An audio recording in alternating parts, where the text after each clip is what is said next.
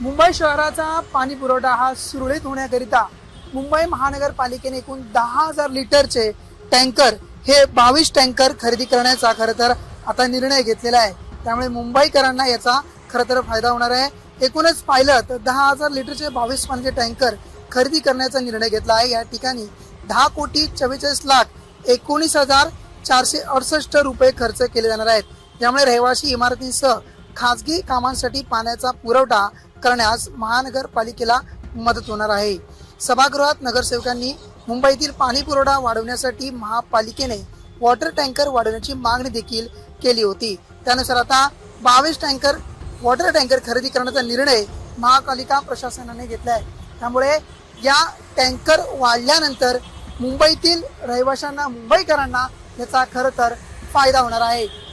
Cameraman Jitesh नागोडकर सह Avinash Mane, LS Marathi, Mumbai.